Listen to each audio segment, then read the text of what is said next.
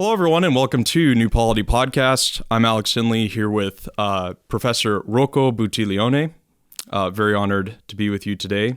Thank you for inviting me. And author of the new book, Modernity's Alternative. And in this conversation, in this podcast, we're going to be discussing the later chapters of your book on economics and on the problem of globalization. And the we could say the political and societal and cultural changes that have arisen through capitalism into neoliberal globalization, and your connection of these problems with the rise of populism, and so that's going to be the subject of this discussion. So we could begin then with a claim you make in the book that one of the insights of Marx is that economic conditions or economic reality has a kind of priority over politics. And maybe I could ask what he would mean by that, what you mean by that. Well, look. Everybody has to make a living. And the most usual way, not the only, but the most usual way to make a living is to work and to have a job. And economy is the study of the way in which people produce and reproduce their material existence. When you, in the history course, read about the great conquest of Julius Caesar, he was a general, he was a nobleman, he was almost the emperor of Rome, not quite, but he led the route towards the transformation of the Roman Republic into the imperium. And you think, well, he is a man who made history. Is it true? Good. Yes. But Marx asks a question. Was he a man of extraordinary physical power? No, in so much as we don't know. No. He could do this because he had an army. How could he enroll an army? How could he pay for an army? From whence come the resources that have been used in order to set up this army and then to conquer Gaul? And why comes that the Gauls were not able to resist him? What is lacking? The economic structure is the condition for the expression of politics. Take another example. Chaka. Chaka was the great leader of the Zulus. He was a military genius, like Napoleon or Caesar. Nevertheless, the Zulus were defeated by the British. Why? Because the British had better weapons, better logistics, because they were the expression of an economic system that produced things that Chaka could not even imagine. And so he was doomed, since not he, his successors, he was already dead when the British arrived in Zululand. So the economy creates the preconditions for politics. Political institutions are developed on the basis of an economic basis. And of course, there is always also a retroaction of the political structure on the economic basis. The government can put customs or taxes and can try to shape politics, but the economy. But this influence of politics on economy comes later, and is, of course, smaller than the influence of economy on politics. Take the election of a United States president. If you want to become a candidate for United States presidency, well, you have to gather economic support to finance your campaign. This is typical not only of United States. In different forms, in any democratic country where you have elections, you must find a way of financing the elections. Yes. So politics is dependent upon economics. Sometimes the electors want from their elected representatives things that are impossible because they will destroy the economic basis. Everybody of us would like to have less taxes and more social services, but we can't. We can't because the money for the social services must be taken from the people through taxes, or you must make debt. But in the long run, debt has to be paid. And then you go back again to the taxes, not the taxes on the present generation, taxes on future generations. But and so there are some things that you can't do. Politics is not omnipotent. Politics is largely conditioned through the economic basis. This is the great discovery of Marx. And we are all reminds me grateful of to him for this.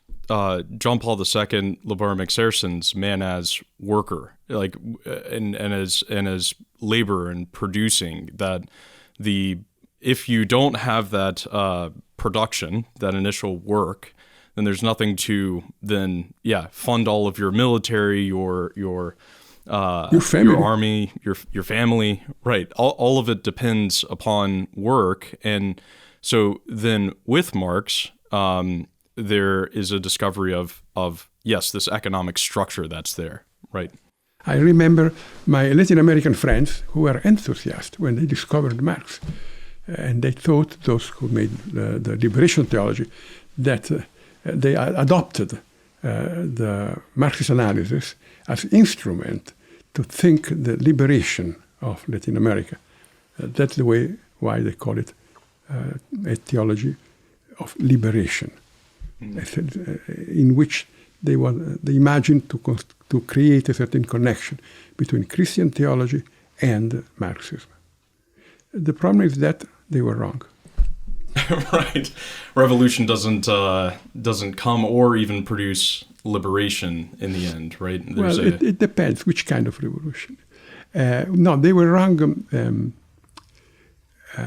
When John Paul II came to Latin America, to Puebla, in January 1979, he said one yes and one no. Yes to a Latin American theology, no to Marxist analysis.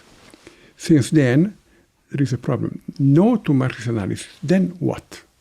What are the analytical instruments we will use in order to understand society, and then in order to change society? A great friend of Jorge Mario Bergoglio, who later became Pope Francis, my friend also, Alberto Metol, said, well, we must look for another level of history. The most superficial level of history is political history. Economic history goes deeper, but it's not the utmost level of the interpretation of history. You understand man really only through culture. On this point, you find that Wojtyła, Bergoglio, and Méthode Ferré, and Del Noce coincide. Del Noce developed a methodology for the interpretation of history that takes into account the importance of economy. Economy has a huge importance for the interpretation of history, but it's not the last route. Why?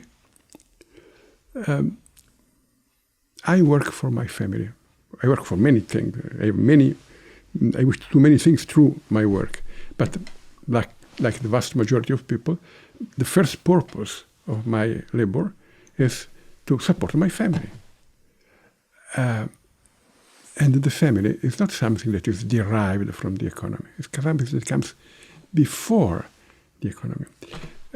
The number of works that I am able to produce in one day is largely dependent upon my self-consciousness, the idea that I have of myself.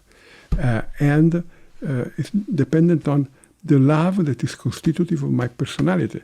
If I have a family of 6 people, probably I had a family, by the way. I have 4 daughters. Then you are likely to work more than somebody who must support himself alone. And also, the quality of the work you can produce is dependent on your personality. And here is the great error of Marx.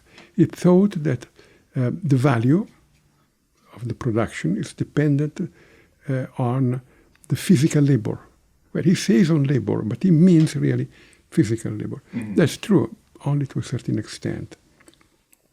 Human labor, and here you have a wonderful presentation of this in the encyclical Laborem Exercens, human labor is essentially a creative labor. Value is dependent upon the work of your hands, but is also, perhaps even more, dependent upon your eyes.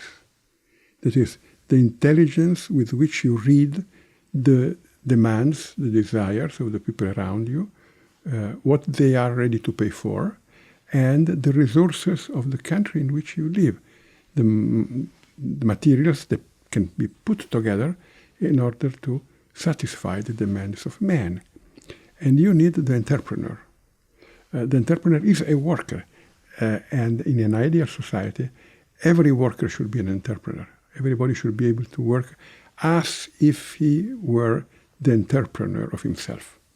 And an enterprise, a company, is more creative when not only the leader is creative, but when he can use and develop the creativity of all the members. I give you one example. The Greeks already knew that in the Middle East there is a kind of dirty water that can produce fire. You put.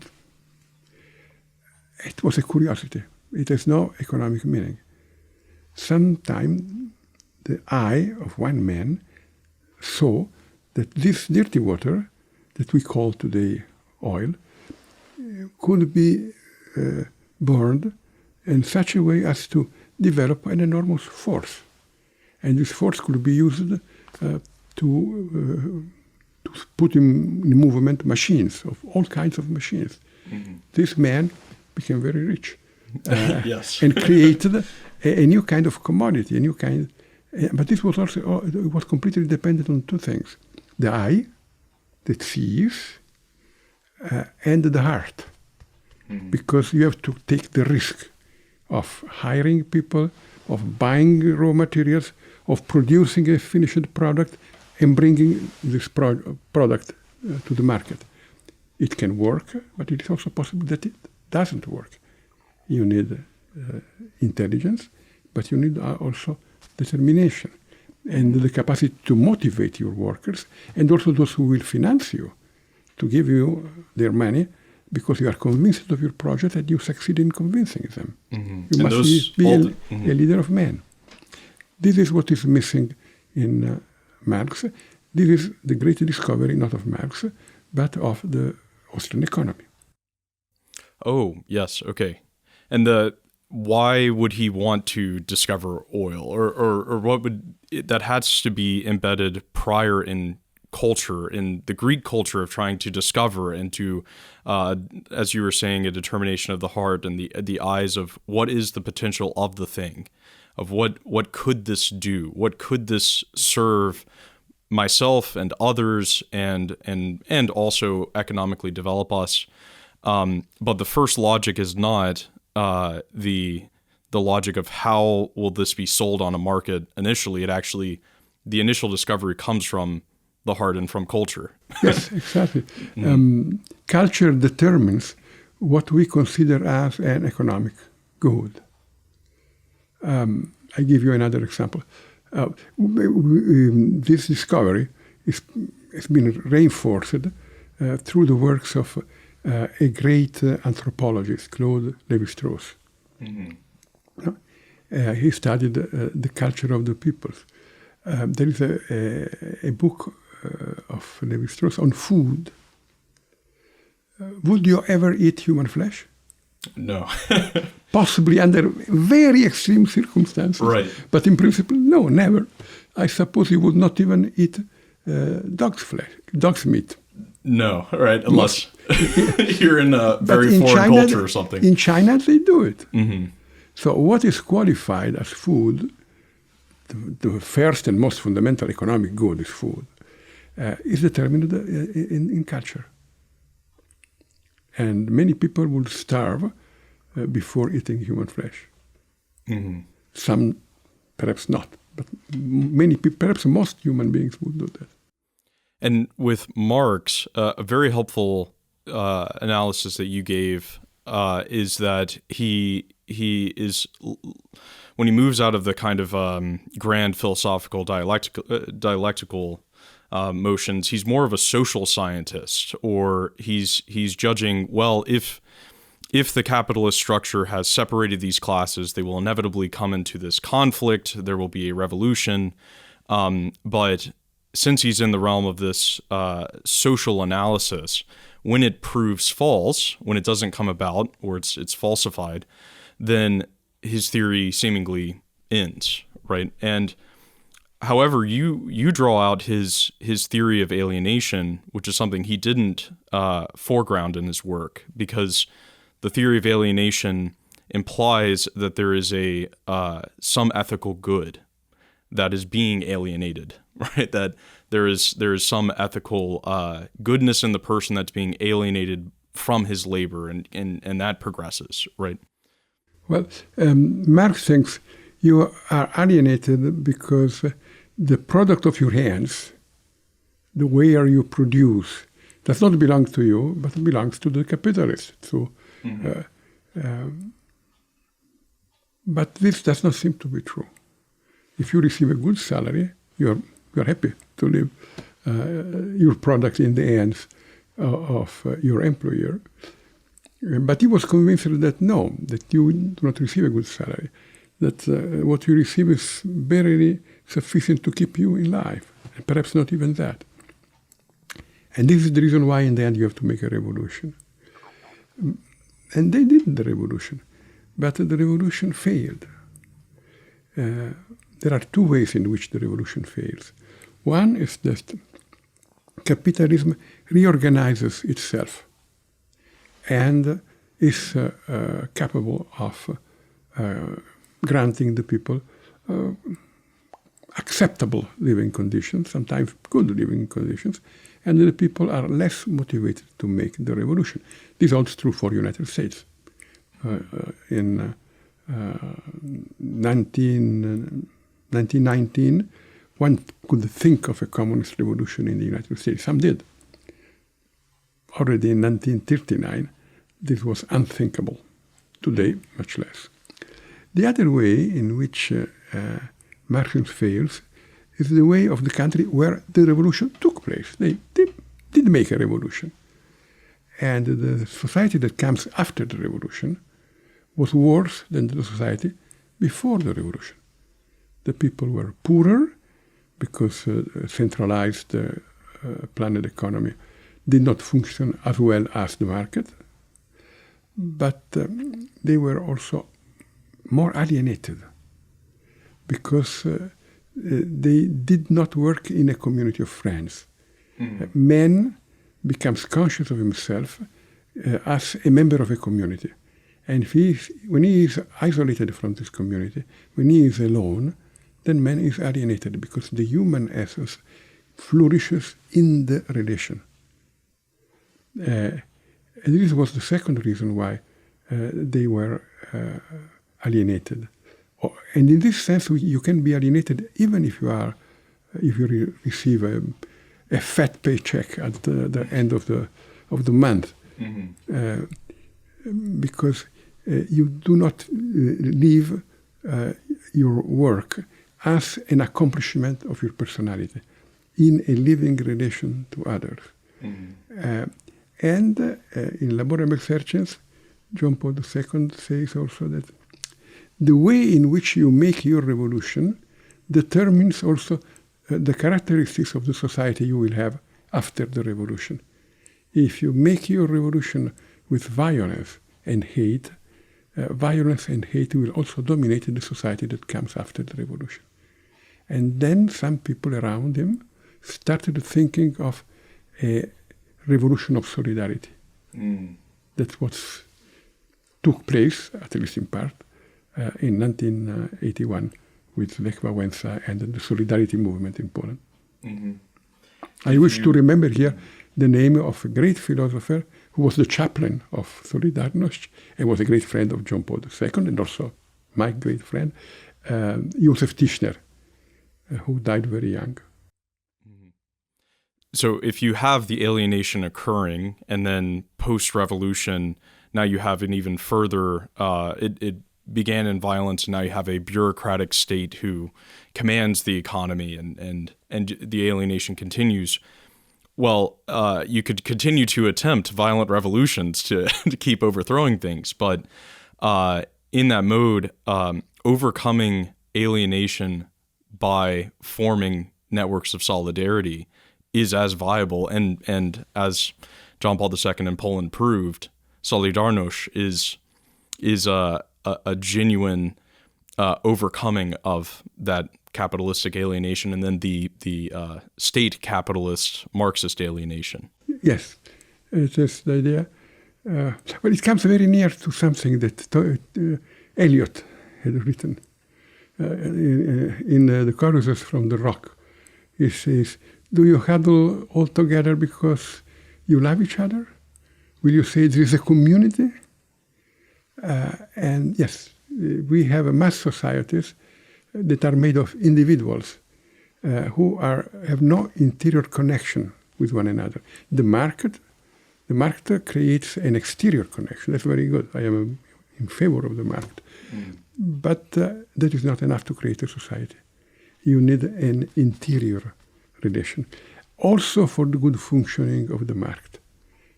The market is one of the institutions of the free society. The market is not the free society. In order to function well, the market needs to be supported, but also contained and limited through other institutions, ethical institutions, political institutions, and then you have a free society. I think you use the term contextualized, or yes. In a sense, you're not seeing the market as the social reality. No. In fact, it's the market is in service of the culture of the people, of the political life of the people. The error of a large part of modern economy is that they see only the state and the market. Between them, there is civil society. And the first structure of civil society is the family. In the market, you have the exchange of equivalence. I give something to you, and you give something to me. The value of what I give to you is the exact equivalent of the value of what you give to me. And who decides what is the value? We do. We both together. The contract is an act in which the two wills of two different human beings converge in desiring the same thing. We both desire that you receive the property of this paper and I receive the property of this glass. Right. We both agree. Free exchange. So you can organize the social cooperation on the basis of liberty and not on the basis of command, as in the society based one way or another on slavery. That's enormous progress. But that's not enough, because a society lives of exchange of equivalence, but also lives of gratuitous exchange. Take my family. When my daughters need something, well, today less because they are grown-ups and married and they have their families, but when they were children, when they needed something, there was no exchange of equivalence. They told me what they needed and I gave it to them. Or sometimes they took it directly without even asking my permission. You can say that in one sense they gave me much more than what I gave them. That's true. But this happens in a realm that is not the realm of economy. Mm-hmm. Right. Very different. So, and economy works in relation to society. Mm-hmm. And this is the idea, the main idea of what in Europe we call social market economy. It was invented in Germany. It was the Soziale Marktwirtschaft. Later, it has become a kind of basis of free market in Europe. Okay.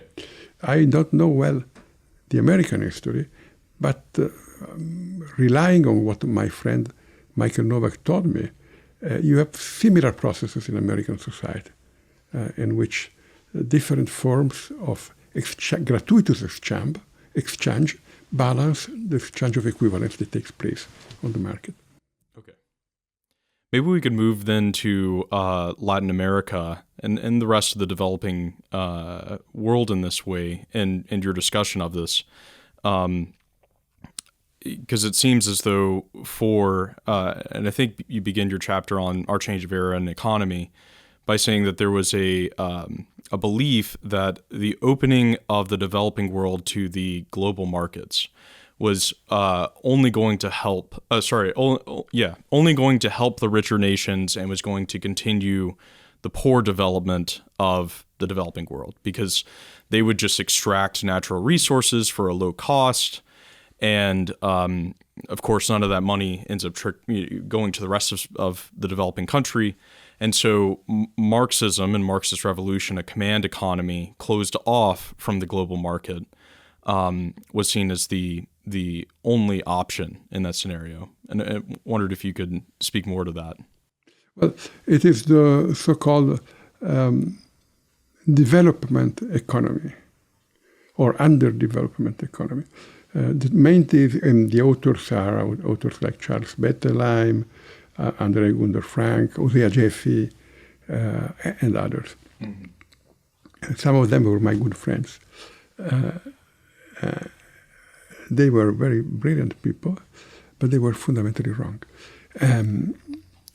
The idea was the poor countries are not poor because they have not yet reached the level of development. They are not marching towards development and in a backwards position. No, the structure of the market makes it impossible for them to develop. They, in the international division of labor, they receive one specific task, that of producing raw materials, and the raw materials are under-evaluated on the world market, and they will remain poor forever. The only way to grow is to get out of the world market. It was the so-called import substitution economy. Instead of importing wares from the United States, you make them yourself. That's the only way to become affluent, to become rich. Many countries tried to follow this path.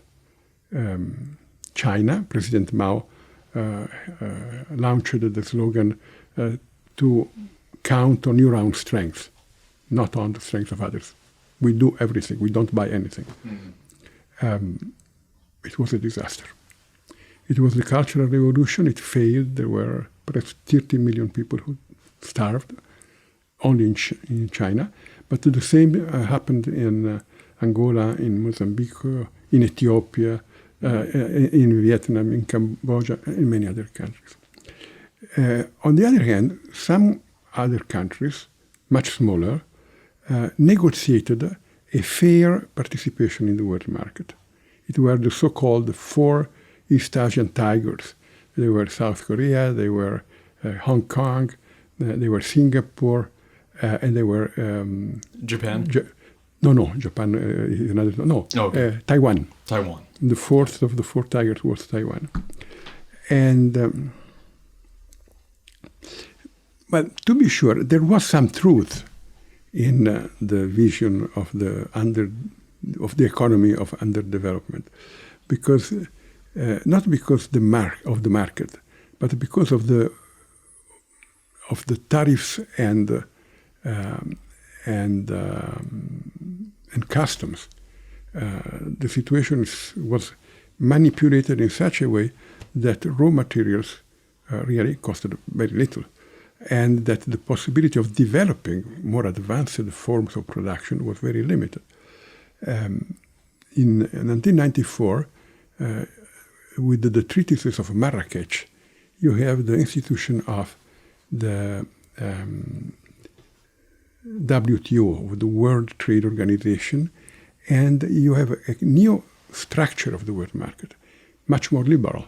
Everybody can buy what he wants where he wants, transform it in his own country, and re-export where he wants. free movement of merchandises, of services, of ideas, and of men. Well, not completely free, but much more free than before. And this is the globalization. Yes. The globalization was a very good business for the very rich people. They could export their capitals to China, hire Chinese labor, very cheap, produce in China, and export in the developed countries where the merchandises could be sold at high prices. And it was also a very good business for the poor of the world. Not all the poor of the world, but some of the poor of the world. The poor of the world of those states that had a strong government and in which investments were sure. You did not run the risk that political revolution deprived you of what you had invested there. And China grew enormously. Yes. Vietnam, and after China, India, Vietnam, Indonesia, Latin American less. And you had said that prior to that opening of the world markets, the thing that was hindering the poor of those countries from developing is the lack of foreign investment because of tariffs.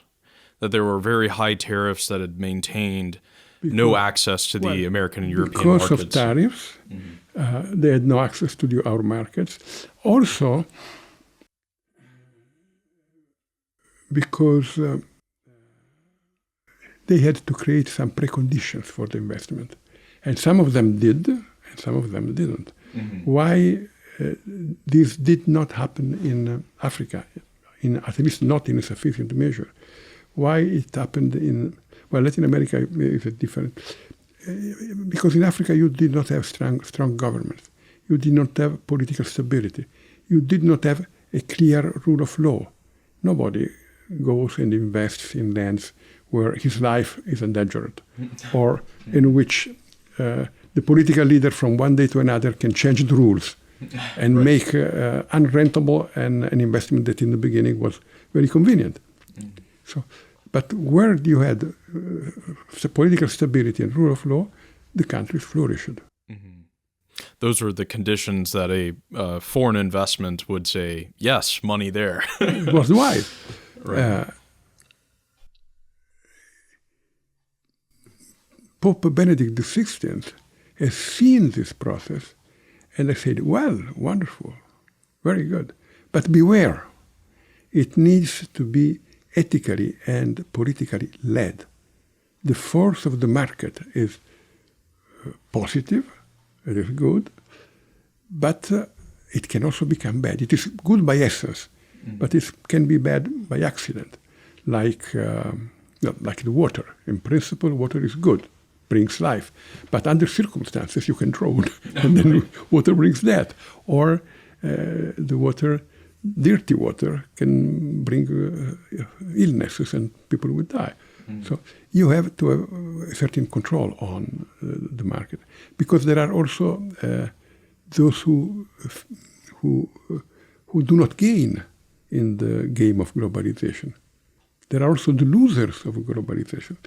Who are the losers of globalization?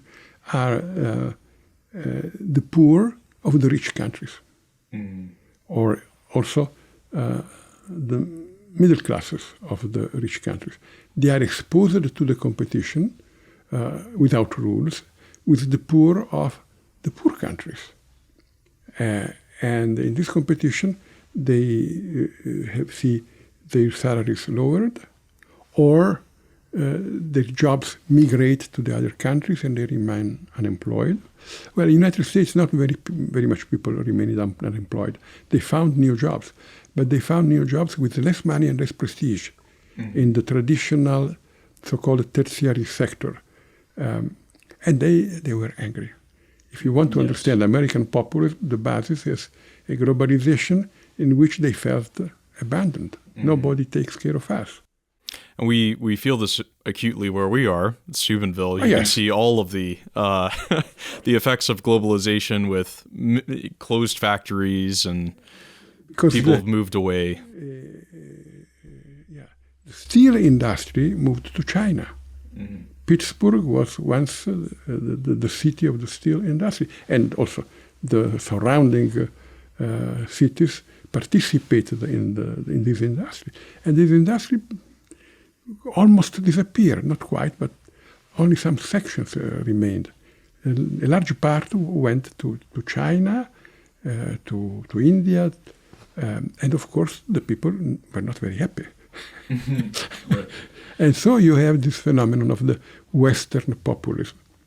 People who are against globalization.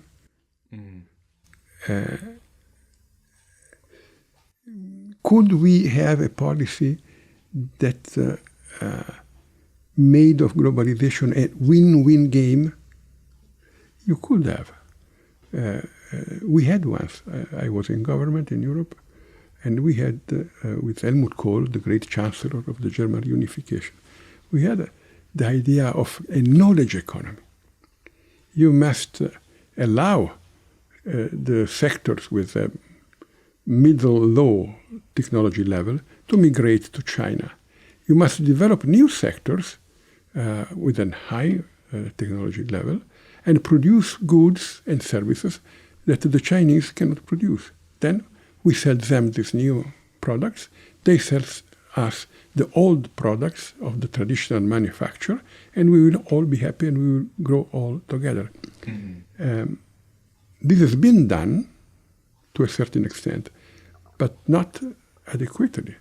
We have one half, I speak from the point of view of Europe, or of Italy, I am an Italian. In Italy, you have one half of the country that entered in the new knowledge economy, and they are, well off. Mm-hmm. And you have one half of the country that remained in the traditional economy, and they became much poorer. When you read in the papers that Italy this year grows, let us say, 0.6%, it is not a good year for Italy. What does this mean? That all of Italy grows 0.6%? No. One half of Italy grows 3, 4, 5, and another part of Italy grows -3, -4, -5. Right. And in America, more or less, those scales work as well. And in addition to the people having to abandon prior economic modes and adopt the knowledge economy, and many are unable to and take kind of a tertiary position in there. In addition, you have and I think as you mentioned, the development of a certain kind of elite who do not view, because of globalization, they could, as you said, be in Shanghai or be in New York or be in Frankfurt, or it's all the same to them, and they really have no connection with the people of their nation, and no real desire to be concerned with the ones who have kind of been left behind here. They say we are citizens of the world, and they feel more at ease in an interchange with their fellow upper class of another country than with the poor people of the poor boroughs of their own city. And of course, the poor of their country become very angry against this elite. You have an anti-elite sentiment that is extremely strong. Mm-hmm. The people, they feel betrayed from the elites. They should defend us, and they don't.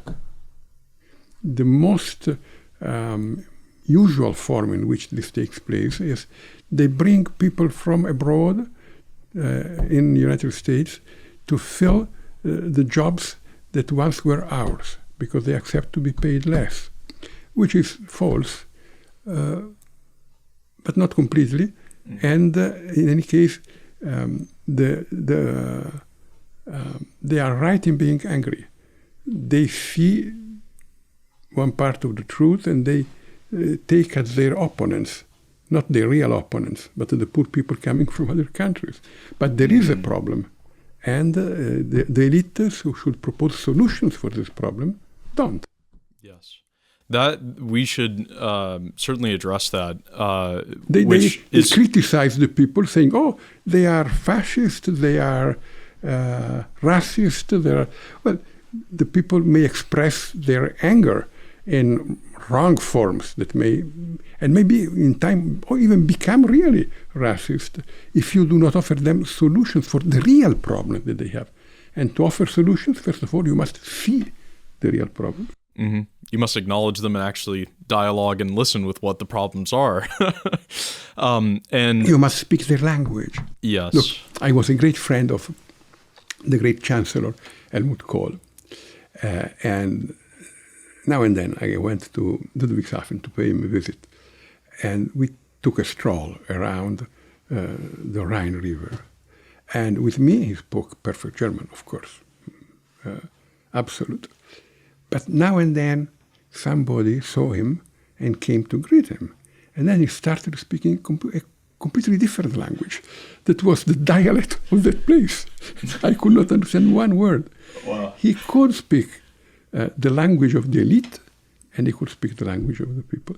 And he could listen to the people to formulate solutions to the demands of the people, and he could communicate to the elites what they had to do. Mm-hmm. Wow, yeah. And I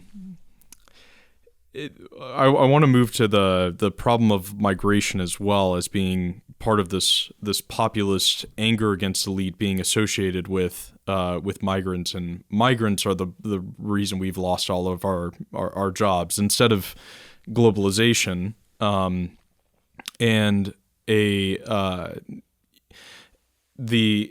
part of what I think you drew out as well is that the migration problem is not purely a keep them out, build bigger walls, but what is you made the distinction between economic migration and like refugee type of migration, and that largely we're having a problem of economic migration, but what is the cause of them wanting to migrate from their countries, but lack of development, lack of political stability, the belief that there'll be better opportunities in the United States and Europe. And so the populists associate their loss of good employment in their own countries with the presence of migrants. There is no human solution to the problem of migrants. There is no human policy of migrations. In itself, if you consider the problem of migrations only in itself, you cannot find any solution. We cannot kill all of them, and you cannot tell all of them to come to the United States. They will destroy your society. When I was in government in Europe, together with Helmut Kohl, we said, first of all, you must have a good neighborhood policy. You must create the liberty not to migrate. That is, the countries in our case, of Africa and of the Middle East, they must grow. We must invest for their growth. And this is not only economical, this implies, because if you create the conditions of internal security, of rule of law and stable government, then the world capital will arrive. Mm. And the development will be made on the basis of private conveniences. It is not so much a matter of politics. You must, through cultural dialogue, through political dialogue, through political initiative, you must create the preconditions of development. Rule of law, political stability, security for the life of the goods of the people. And only we said this, and we, the Europeans, we did not do this. Also because at the end of the century, well, our political project was defeated. But I think this can be done. This is not unrealistic. This is not an idealistic dream. I say this because I did this. When I was Minister for European Affairs in Italy, everybody was afraid of the Albanians. We had a great wave of migrants coming from Albany, and they were criminals, and they were unreliable, and they had all the possible vices of the world, and the Italians were afraid of Albanians. I made the agreement with Albania for the development of Albania. The Albanian government accepted to help us to track and bring back to Albania the criminals. The Albanians in Italy were perfectly integrated. Today we have 420,000 Albanians, and nobody protests against them. They are completely integrated because they work legally, they have jobs, they participated in creating the welfare of the Italian nation and the welfare of their families. But of course, Italy could do this with Albania because Italy is a large country, comparatively large, and Albania is a small country. For Africa and the Middle East, you need Europe, and for Latin America, you need the United States. And you bring up a term of a new mestizaje that is confronting the United States with regards to Latin American migrants and with regards to and in this mode and it's very fascinating. Your approach with Albania is that you took was we will have an agreement of we will help you to develop. And in the same way, you will help us with the criminality among our migrants that are here. Migrants, yes. Yes. And so this requires the dialogue of both and the cooperation of both in order to work. You need to make agreements with the countries of origin if you want to control migration. And you need a policy for development. At the end, immediately after the end of World War II, the people of the United States and the government of the United States took an intelligent and generous initiative to support Europe, to reconstruct Europe, included the former enemies, Italy and Germany. It was generous. You gave us a large quantity of goods and services, and it was intelligent. Because we have reconstructed our economies, we have grown, and we have become the best clients of American industry. Also, America has grown.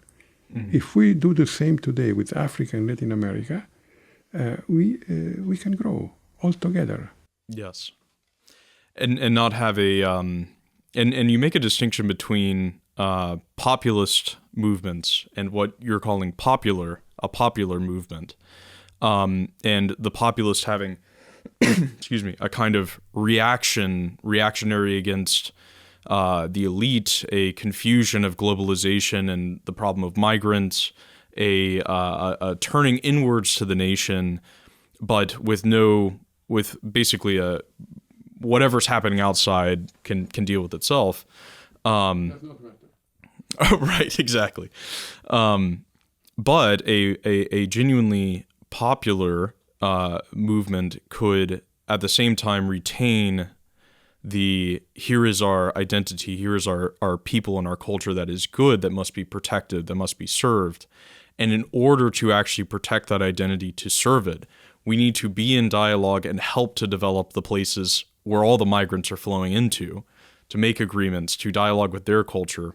And as a hopeful look to it, it could, as you say, the challenge is to then create a new mestizaje or a new mixing through the dialogue without in that way destroying either identity.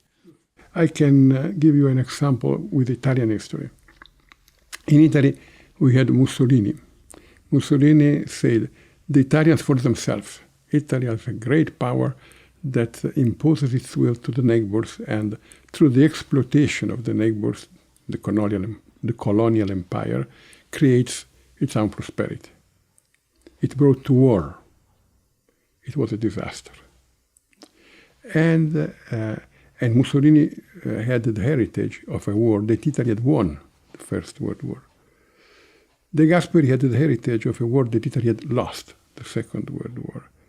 And he tried to build up the prosperity of the country, not saying Italy first, but saying Italy in dialogue and working together with Germany, France, the other countries of the what was called then the European Economic Community. And we have grown. And we were afraid that the other were stronger, they would oppress us. No, in the end we have grown more, much more than the others. It was an unqualified success. There are always these two paths.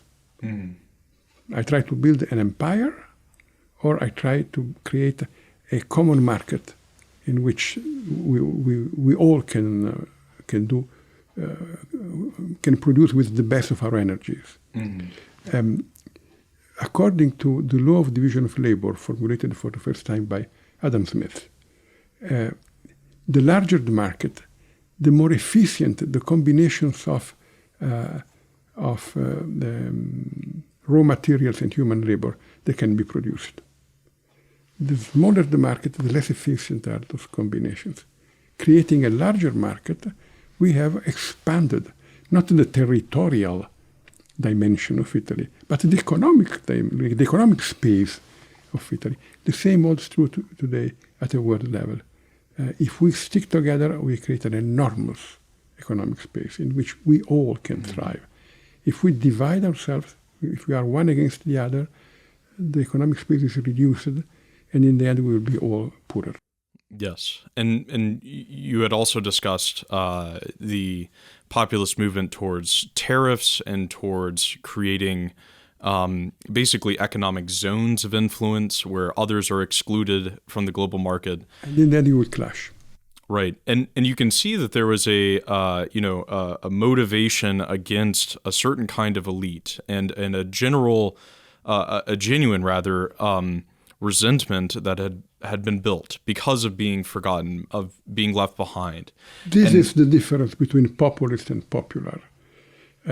Popular means that you have an elite, but not an elite that lives for itself. An elite that is part of the people, who have the same sentiment, the same heart of the people, but have also the head of a leading class. Because the people is not always right. Very often the people are wrong.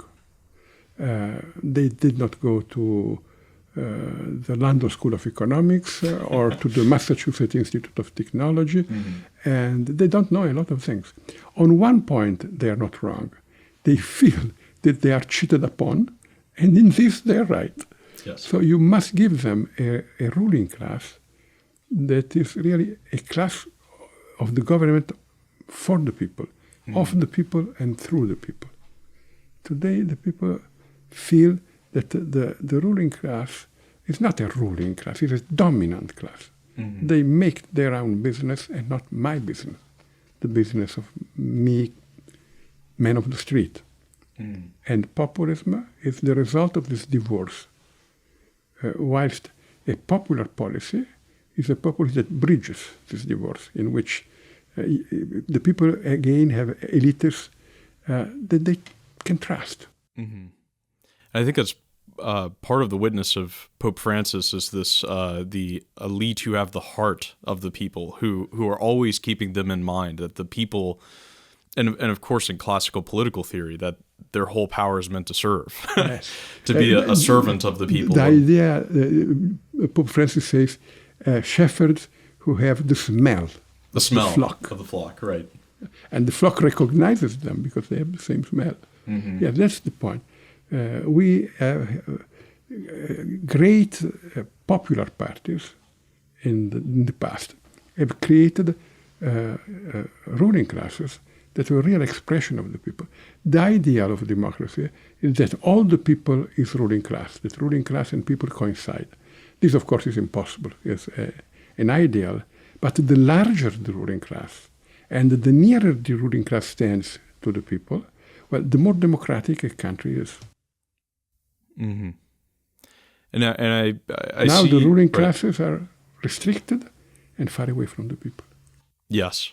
And I see, I've described the current situation we're in with populist movements as a kind of gamble, because it was the case that the globalization and the people had been, elites and the people had been separated, and that there were many problems that that they were not being heard at all in dialogue. But now, and we view ourselves with New Polity in this type of way, that there is these alternatives there, that there is the alternative of doubling down on the nation and the people in a way that is reactionary against elite, that is reactionary against migrants, that is closing, that is tariffs, that is trying to turn back the clock, as you say, on globalization.